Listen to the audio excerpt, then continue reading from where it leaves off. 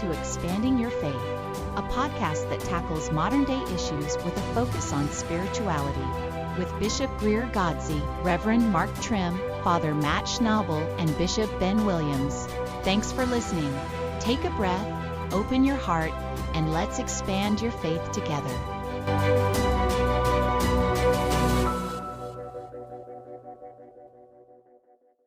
Welcome to this edition of Expanding Your Faith. I'm Bishop Greer, and joining me this evening is Bishop Ben. Greetings and blessings to all. Reverend Mark is not with us tonight. He had other engagements this evening, and so it's just the two of us tonight. And we're going to be talking about what the early church actually looked like. Ooh, that's a deep topic. That's a deep topic. And it's going to be quite different than what I think a lot of you think it looked like. So this is going to be interesting. I do want to remind everyone that if you want to listen to past editions of Expanding Your Faith, you can always do that at pod.myocci.social or on Apple Podcasts or wherever you get your podcasts from. We're on just about every platform out there. Nearly everyone has a picture in their mind of what the early church is about and what it looked like. I would venture to say probably 90% of those pictures are wrong. The early church is constantly claimed by competing groups: Roman Catholics, evangelicals, fundamentalists, progressives, MAGAs, as proof that their version of Christianity is the original one. Tonight is not a history lecture. Rather, it's a pastoral correction with real implications for how we do church today. Bishop Ben is going to be interjecting from time to time from the old Catholic tradition, which is rooted in an unbroken continuity with the ancient church that predates most of the institutions modern Christians take for granted. And one question I want you to hold on to throughout the whole episode, and that is, if someone from the 2nd century walked into your church on Sunday, what would they recognize and what would confuse them? I'll say it again. If someone from the 2nd century walked into your church on Sunday, what would they recognize and what would confuse them? I think you're going to find that's a very interesting lead in there. So I think there's going to be some interesting answers towards the end of the podcast. Right. So the world the early church was born into. Let's look at some history points here. So, Bishop, the early church was very much a small, illegal, and hidden church. Right. It was not recognized as a religion for nearly 300 years. You want to expand on why that was? Well, first of all, because the emperor, he didn't want anybody above him to be the king or any power above him or making money above his dynasty, right? Which in a sense was his kingdom. So he made it illegal to have a religion or anything above him. He wanted to be the only power head, right? In sense. So everybody that was in that faith, like the Jewish faith or the up and coming early Christian faith, which was newly forming after Jesus' crucifixion, was because he saw it as something else. He saw it as a threat to his kingdom and his power. Right. So everybody had to go and hide under that. But also we got to recall the time that he ordered every firstborn child to be killed because he was afraid that Messiah, the king, the coming of the king. Absolutely. And they spent most of their time meeting in homes, in the catacombs, right, in borrowed spaces, not purpose-built sanctuaries. Right. They didn't have the temples back until they started setting up actual big temples. Right. There were no church buildings until the 3rd century. And it was not widespread until after Constantine in 313 AD. Right. The church of the first 2 centuries would be unrecognizable to anyone who pictures stained glass, pipe organs, and pews. And besides, think about it this way. They were migratory because they were being hunted by the authorities. It's kind of hard to carry a pipe organ on your back. Right. From location to location. It's funny. I don't mean to laugh, but I just pictured that. I just pictured a whole bunch of camels carrying the pedestal part and all the pipes down a whole train of camels. I think that would be pretty obvious and noticeable to people. Yeah. The early church looked far more like a house church or a street ministry than a cathedral. Right.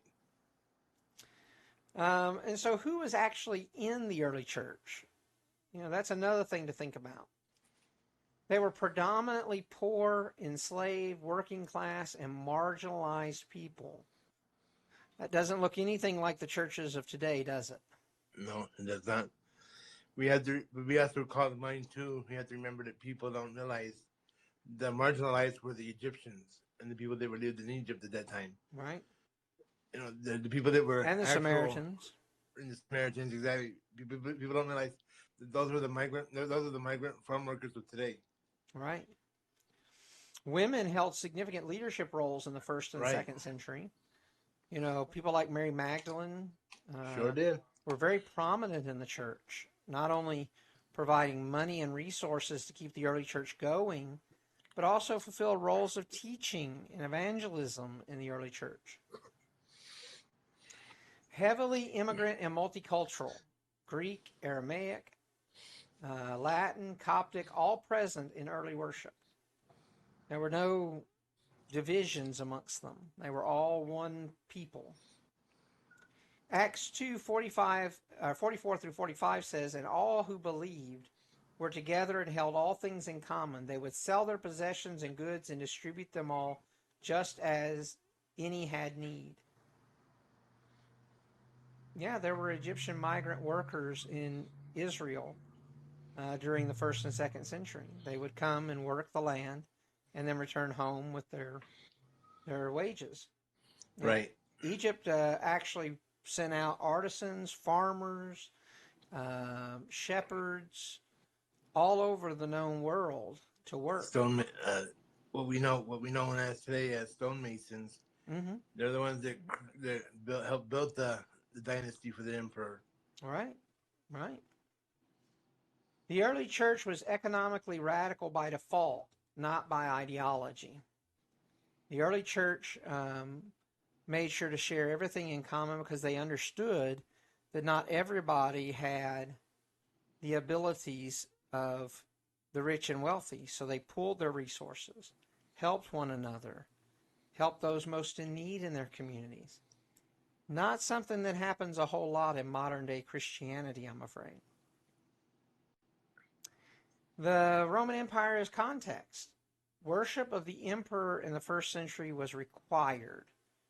Christians who refused were seen as politically subversive. Oh, does that sound familiar? Right, it sure does. Jesus is Lord was a direct counterclaim to Caesar is Lord. It was a political statement as much as a theological one. That's why in the gospel writings about the crucifixion, it says that the religious leaders of Jesus' day cried out, "We have no king but Caesar." What they were saying is basically, we have no God but Caesar. Right. Nobody is above Caesar. Persecution was real but inconsistent. Not a consistent empire-wide campaign, but local, often mob-driven.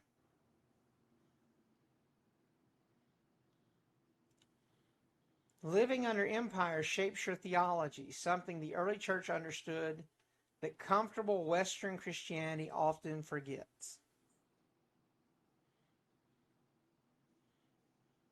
The reality is that we live under an empire today.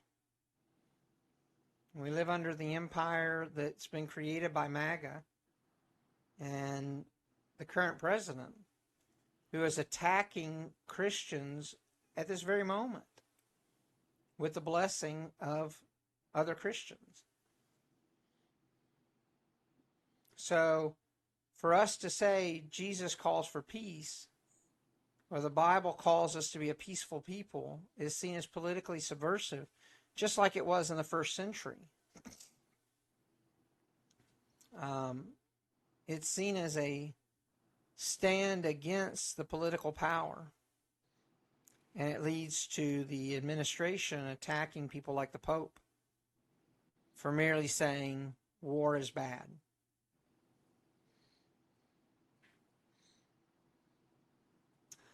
What the early Christian church, worship in the early Christian church actually looked like.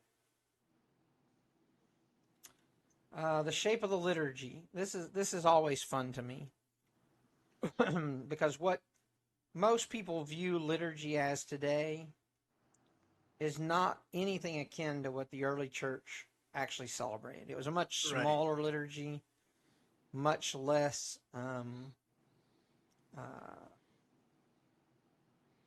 how shall I say this? Much less fancy and flashy than a lot of people today view. Right. People think that today's liturgy was, well, the bells and whistles and smells and the traditional incense and the vestments.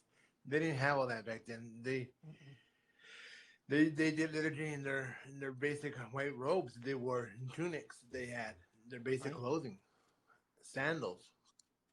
They didn't have an altar. They didn't have a chalice. They didn't have any of this stuff. It was just the basics of the gospel and the basic of the word. Right.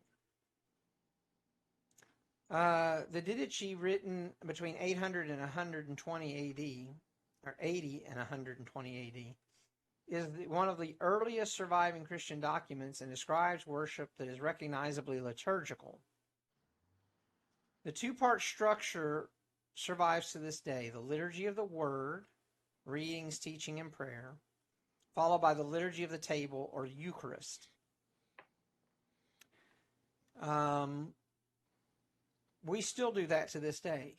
The liturgy of the word and the liturgy of the Eucharist. The Eucharist, yeah. Is still very much part of the Roman and Old Catholic traditions, and even some Orthodox traditions.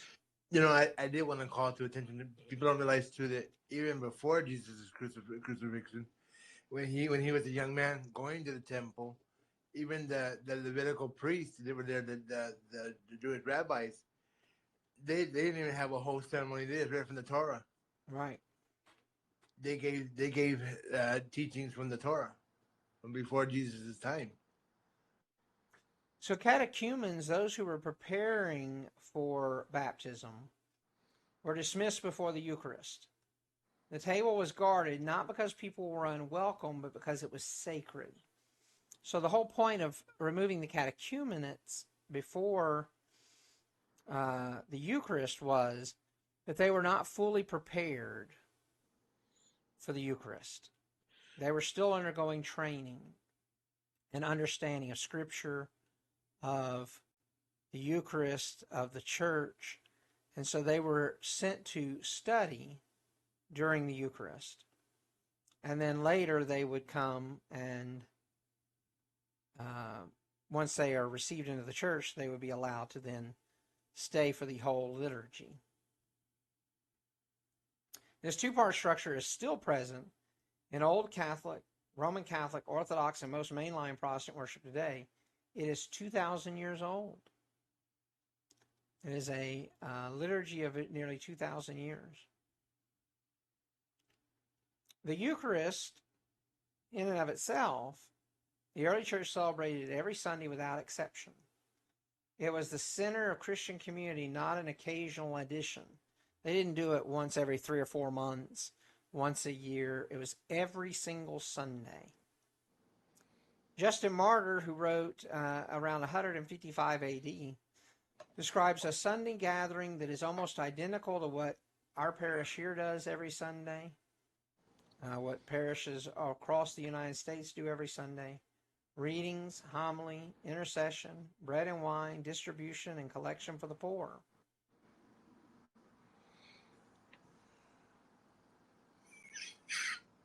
The real presence of Christ in the Eucharist was not a medieval debate. It was an assumed belief of the earliest communities. So even from the very earliest point of history, Christians believed in the body, blood, soul, and divinity of Christ in the Eucharist. This was not something that was just made up in the medieval times. This is a belief that has carried on for nearly 2,000 years. And in the Old Catholic Church, Eucharistic theology is not a medieval invention, it is a continuation of the earliest practices of the Church. 1 Corinthians 11:23 through 26, Paul is passing on what he himself received, the Eucharist as tradition, not innovation. And that's Paul from before 70 AD. You know? So we see the Eucharist expressed even in Holy Scripture. Right. So, But see, I think too that people get the misconception of what the actual Last Supper looked like. mhm, People think that Jesus had an actual gold chalice, and they got this misconception from the Roman Church because the Roman Church uses fine vessels for the community for the Eucharist, which Jesus didn't have a chalice in the pattern. He had more than likely a wooden cup right? or a clay cup. So Right. they had this misconception of what the actual Eucharist actually looks like. I agree.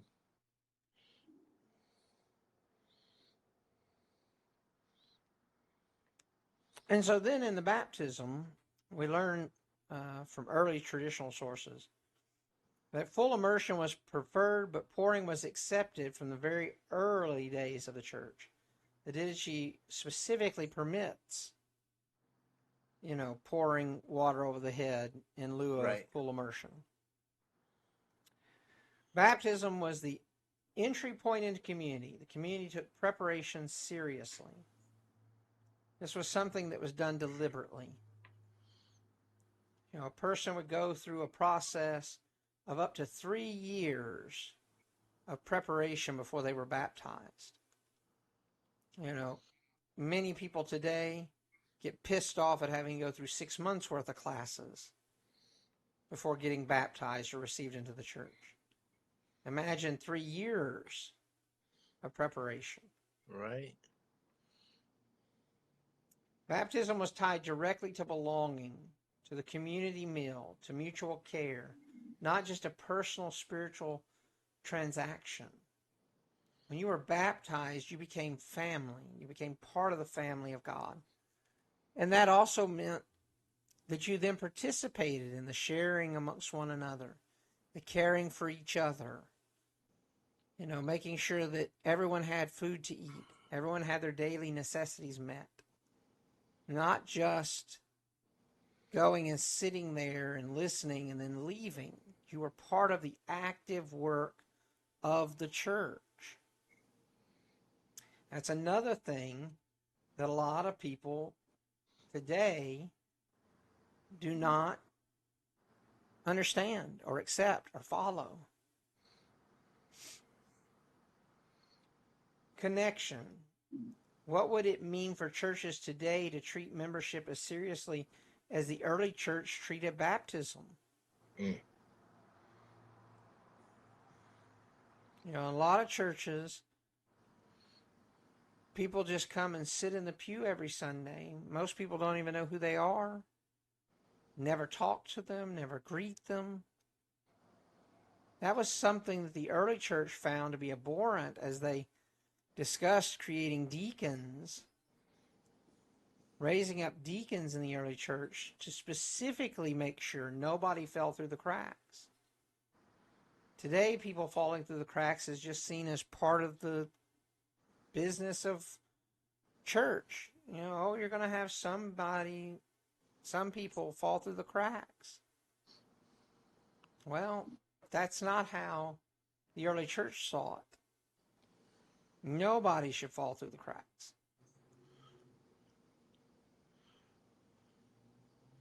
So what was not present in the early church? No Christmas or Easter celebrations. That didn't start until the 3rd and 4th century. No mandatory clerical celibacy. Married bishops, priests, and deacons throughout the New Testament and in the early centuries of the church. No papal supremacy is currently defined. Rome was honored as a prestigious see, not as a judicial head of all churches. I know that's going to piss off a lot of Roman Catholics. No Nicene Creed until 325 AD. Earlier creeds were simpler baptismal confessions.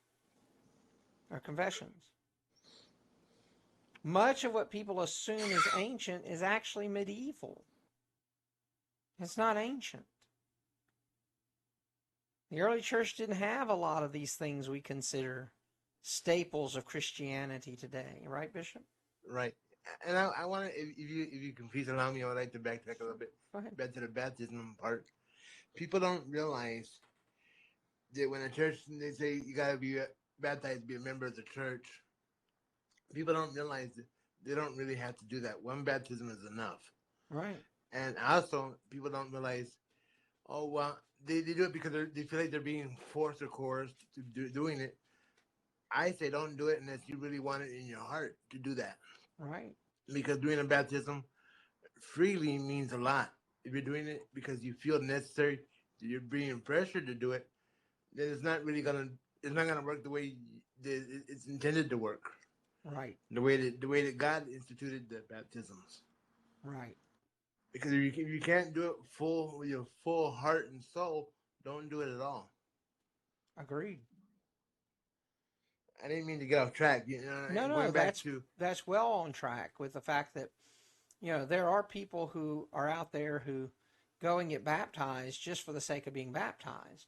Right. And they sit in the pew every Sunday because they say, well, I'm here because it's not because because it's a routine or a habit because their parents did it.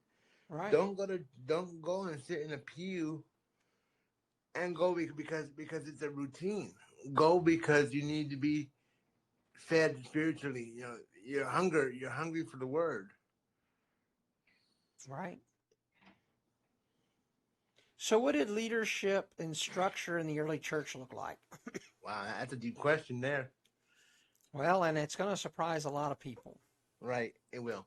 There were 3 orders: bishop, presbyter, and deacon, or bishop, priest, and deacon. By the early 2nd century, Ignatius of Antioch, who died in 108 AD, so we're talking prior to 108 AD, describes a clear threefold order: 1 bishop per city, surrounded by a council of presbyters or priests, and served by deacons. This is the structure that our church has maintained. Okay? The bishop was not a distinct administrator. He was the pastor of a local community, known personally to his people. And Ignatius makes the comment in his writings, where the bishop appears, let the people be there, just as wherever Jesus Christ is, there is the Church Catholic. It is the first known use of the term Catholic. Yeah. In other words, for people that don't understand, Church Universal. Right. Women in leadership. Romans 16 names Phoebe as a deacon. Diakonos, the same word used for male deacons. Eunia as an apostle. Priscilla as a teacher. The office of deaconess was formalized and active in the early centuries of the church. Evidence from the catacombs and early church art shows women presiding at meals that looked Eucharistic. They were the agape meals that we now know as Mass. Right. The systematic removal of women from ordained ministry happened gradually through the 4th and 5th centuries as the church became more institutionalized and accommodated the Roman patriarchal culture. This is not modern progressive revision, it's historical record. We know of so many women who served as bishops, priests, and deacons throughout the years whose information has been suppressed or hidden because the church doesn't want that information known. It's more important to maintain the patriarchal system than it is to follow the actual early church traditions. And I think that women have an important role in the church today in ministry. You know? They certainly do. Maddie says, I'm not sure the early church believed in a modern day hell either. Not in the sense of what we have come to believe it today, no. Right. That's absolutely correct. And you know, to talk about the role of the women in the church, people take the scripture of that women shouldn't talk in church out of context. Right. Because that didn't mean what it meant to mean. They couldn't teach. It meant, you know, it basically meant, and you can correct me if I'm wrong, Bishop, because you know too, that it basically meant that you're not supposed to gossip in church. Right.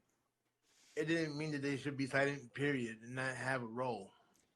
Something that a lot of people forget is that Paul's writings were directed at specific churches, right, dealing with specific issues. For instance, we only have half the conversation. Right. We don't have the original letters written from the church to Paul. We only have Paul's response. Right. But we can surmise from the other things he says in his books to the church, they were dealing with a specific issue in the churches with women who were gossiping, backbiting, causing dissension. And Paul says when you're at church, those women need to remain silent, not be gossiping, not be abusive, not be attacking others. Not that they shouldn't be teaching, but that they shouldn't be causing disruption in the church with doing things that they know to be unchristlike. So the early church governance was conciliatory, meaning that it was governed by councils. Decisions were made by gatherings of bishops together, not by a single authority, not by a papal figure.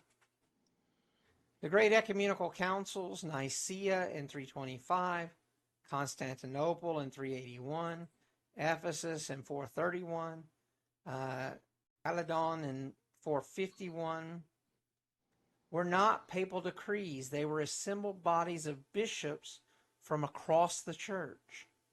There was no pope overseeing them. They were a council of bishops.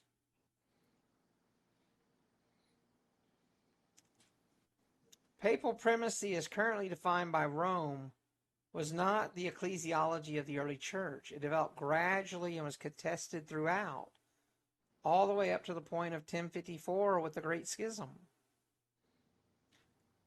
In the Old Catholic Church, our polity directly reflects this conciliar model. We are run as a council of bishops.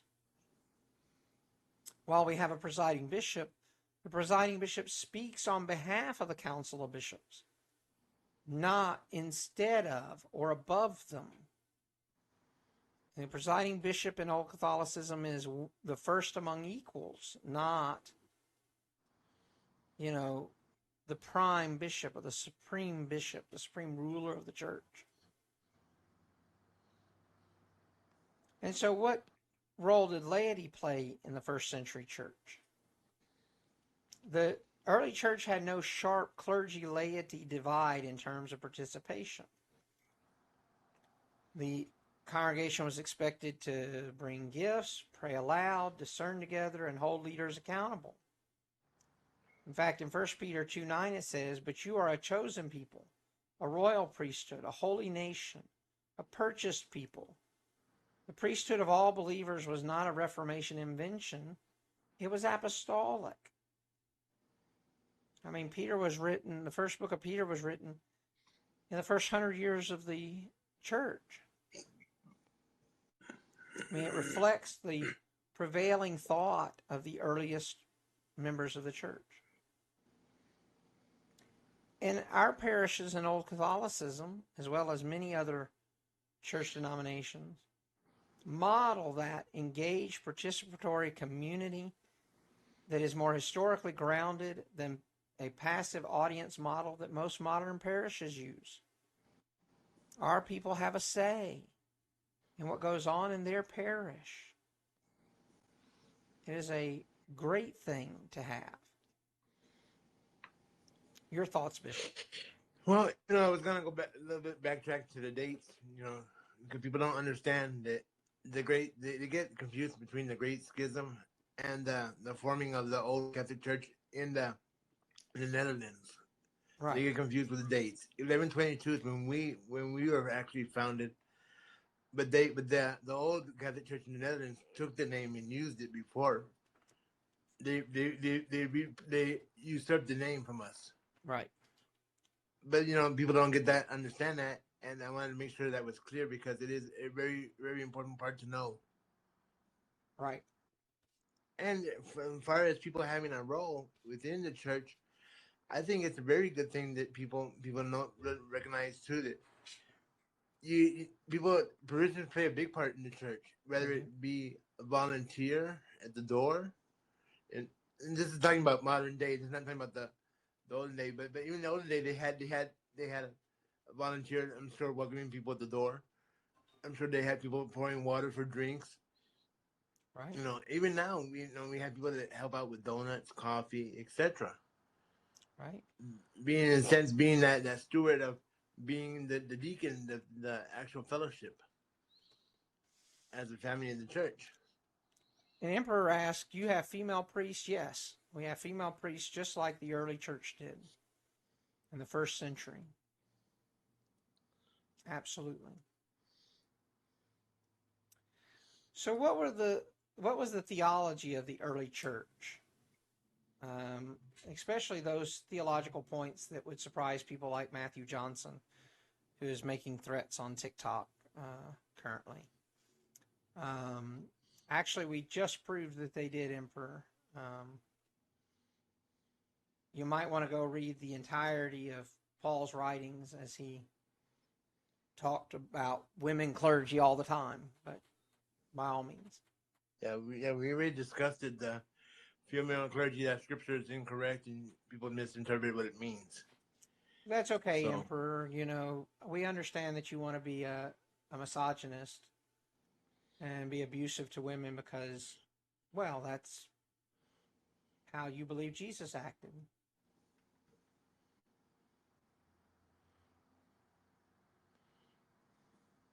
So now that I have to do editing on this episode, which I really hate having to do because it takes so much time.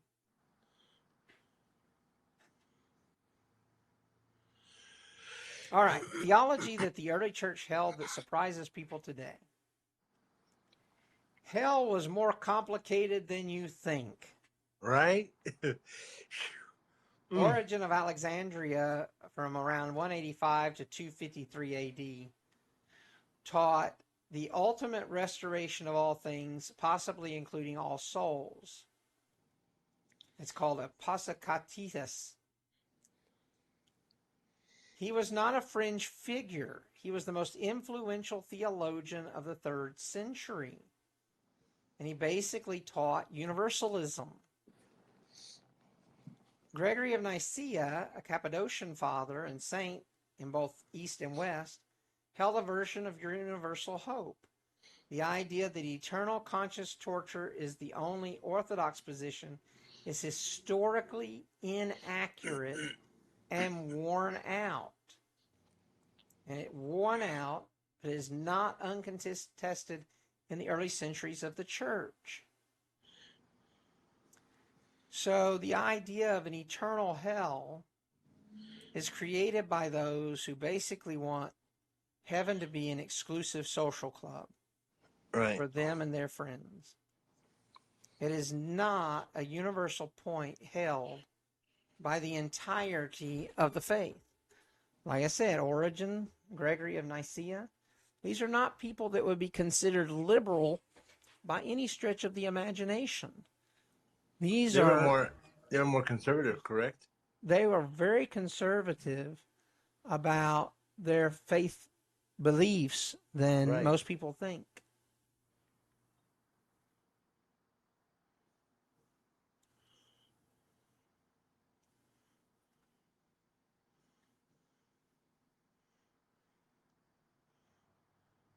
So when we say that hell doesn't exist, we're actually holding to the early theology of the church, not a theology that was made up recently.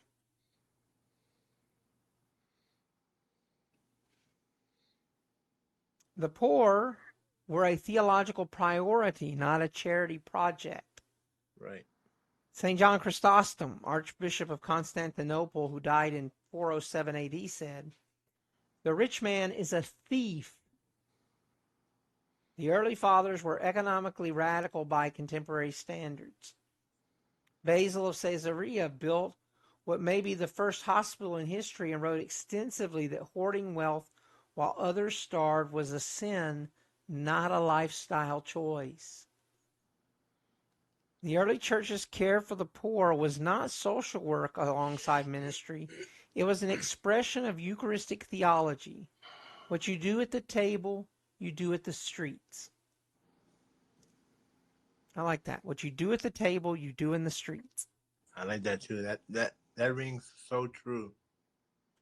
And yet so many churches today deny the poor, turn their back on the poor, refuse to help the poor.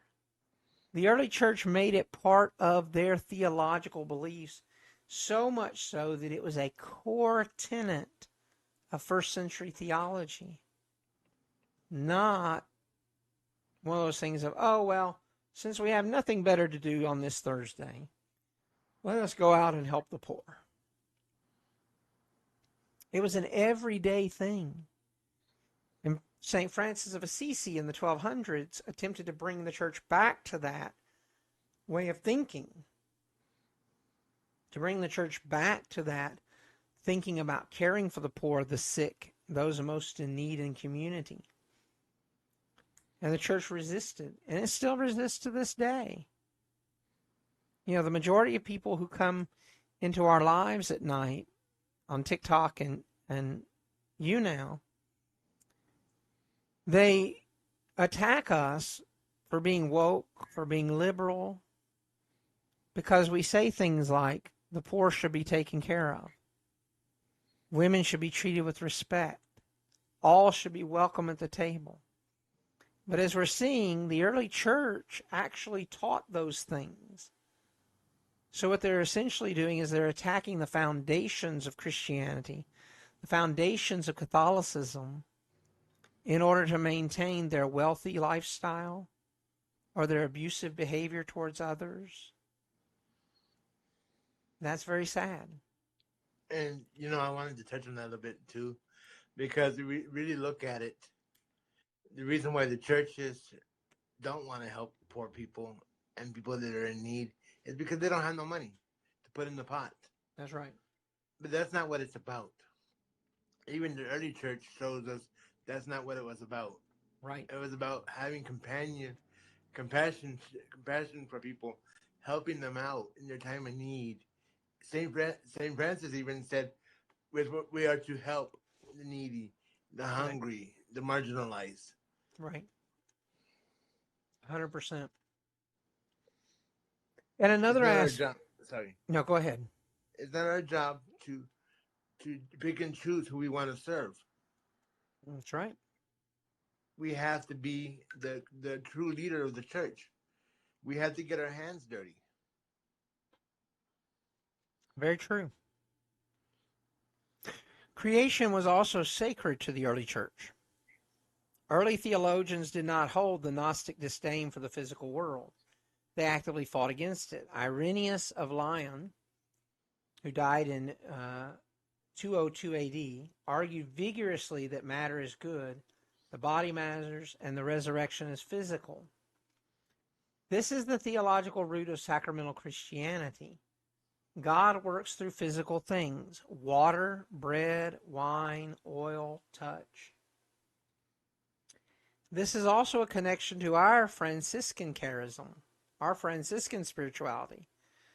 St. Francis of Assisi's praise of creation and the canticle of the creatures is continuous with this ancient tradition.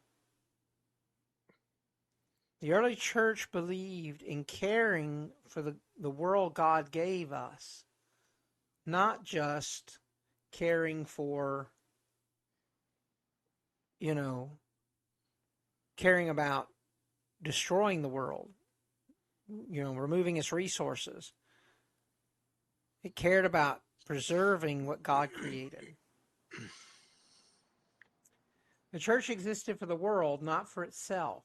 And this is the big difference between the early church and modern churches today.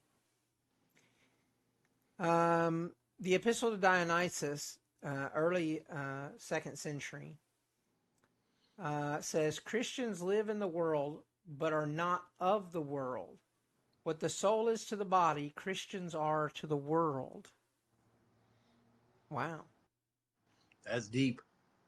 The early church understood its presence in cities and neighborhoods as a form of witness and service. Rodney Stark's research in his work, The Rise of Christianity, documents that Christians staying in cities during plagues to care for the sick, including non-Christians, was one of the primary reasons the church grew. The church did not grow primarily through preaching campaigns, through standing on the street corner with a sandwich sign, not by shouting people were going to hell, but through presence, care, and community. The church today has forgotten that, completely forgotten that. We're called to go out into the world and be part of the world. We're called to be out there helping those most in need, taking care of the sick, the poor, the destitute, the marginalized. Not just Christians, but all people. Right. And Jesus says if you live your life that way, it will draw people to the Father. He didn't say go stand on the street corner and yell and scream and holler. Don't carry around signs that say, these people are going to hell. In fact, Jesus attacked people who did that and said that they were doing that for their own glory and edification, that they've already received their reward. He called us to live in a way that people want to live like us. Right. And also, people don't realize, too, that Jesus actually said that he has other flocks that you may not know of, meaning other religions. So we are not to judge other religions, Muslim, Mormon, whatever. We are here to help them regardless. Right. I guarantee you, within the Old Catholic Churches International, if somebody walked into our sanctuary and asked for help, regardless if they're Muslim, whatever religion, we would help them, not turn them away. Absolutely. 100%. And so what does this mean for how we do church now? Wow. If the early church is your standard, you'd end up closer to one of our parishes in the OCCI than doing what most mega churches do today. Right. Small communities gathered around a real table where a pastor who knows your name, practicing radical economic sharing, welcoming the marginalized, governing collegially. This is not progressive innovation. It is ancient practice. Right. That's where we come into where the topic is going to be, community building, a place of belonging. Right. Absolutely. It's not meant to be where you walk into a mega church and you got lights and lasers and spotlights and the show open. And I call it a show for a reason. It's not to be meant to be opened up like a rock band, like a rock concert. Right. That's not what church is about. And the old Catholic tradition's claim is not that it invented something new. Right. but it has refused to abandon something old. My encyclical that just came out, it's going to go public in the next few days, on the history of old Catholicism, speaks to that. The fact that we maintain the ancient traditions of the church, refusing to cede them to modern innovations of greed, of power, of abuse. Instead, we hold to the ancient traditions. So, Bishop Ben, what does it feel like to stand in apostolic succession to these communities of the past? Well, for me, standing in that light is kind of impressive, but also hard at the same time, because we have to be that bearer of that light, and actually be the bearer of that apostolic succession, which is passed down to us. Right. And we have to embody the early church. We cannot conform to the modern day bendings of what people want. Right. You know, like we look at today's society, and we have the Christian nationalists, the MAGA party. They want the hateful Jesus, the hateful God, the vengeful God. What happened to the Beatitudes? We as clergy have to embody the Beatitudes. We have to embody welcoming the stranger, the marginalized, the oppressed. We have to help our communities. And if not, we're not embodying the early church. That's We're right. embodying what? The modern church. Greed, power, hateful. That's We're right. not called to do that. If I- that makes sense. That makes perfect sense. I asked you all to keep a question in mind at the start of this podcast, Here comes the deep question. and so I will ask it again. After everything that you've listened to tonight, if someone from the 2nd century walked into your church on Sunday, what would they recognize and what would confuse them? Wow. And I want to reflect on that for a moment from my own parish's perspective. I think they would recognize the Eucharist. I think they would recognize the outreach spirit that we have to the poor and the homeless, to the marginalized, that spirit of welcoming all to the table, regardless of who they are, regardless of where they come from, regardless of their faith, regardless of their gender, regardless of their sexuality. Welcoming everyone like they did in the early church. I think it would greatly confuse them that we meet in these large buildings with pews, and we have all these beautiful computers and PowerPoint presentations and all of that stuff. I think that would confuse the heck out of them. But I think they would also be proud to know that we're using the resources God gave us to build a welcoming and affirming and supportive community like they did in the 1st and 2nd centuries. If you've been told, I was gonna elaborate on that a little bit. You know, because talking about the modern churches versus the old churches and what would they recognize. I think within our church specifically, the people, if they came in from that 2nd century to the state of Philadelphia, they would recognize Bishop St. George's Church, because they do home churches, they do home services, right, homebound services, which is the indicative of the early church. Indeed. Now, would they recognize in other churches? They would be thrown off by the music, by the bands, the rock bands, the praise teams. They didn't have that back in the 2nd century. No, they did not. But they would truly recognize us, because we have the caring and the loving community, which was indicative of the 2nd century churches. That's right. 100%. If you've been told the traditional church is the one with most rules, the most hierarchy, and the most exclusion, I'm here to tell you history says otherwise. And hopefully you've seen that in our episode tonight. So just to recap, the early church was small, poor, diverse, Eucharistic, conciliar, and world-facing. I can't say it any better than that. Right. The church that looks most like it is not necessarily the biggest or the most influential. So I want to thank Bishop Ben for being here tonight. Thank you for having us. And all of you for joining us this evening for our podcast. Just a reminder, you can find our previous editions on pod.myocci.social or on Apple Podcast. You can always join us for live broadcast. Next week is our last one for this season, and then we're taking a month break for the month of May and back in June, the first Saturday in June.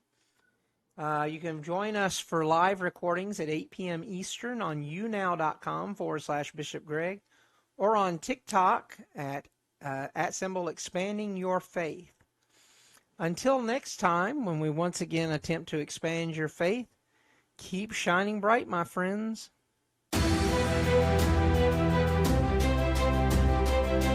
Thanks for spending this time with us on Expanding Your Faith. If today's conversation encouraged you, share the episode. It helps more people find the show. You can listen wherever you get your podcasts, and you can also find us online at pod.myocci.social and ourstfrancis.org. Follow us on Facebook at Expanding Your Faith. Our producer is Bishop Ben Williams. Expanding Your Faith is an outreach ministry of St. Francis Parish and Outreach in Augusta, Georgia, produced in cooperation with the Metropolitan Community Church of Our Redeemer in Augusta, Georgia. Until next time, keep expanding your faith.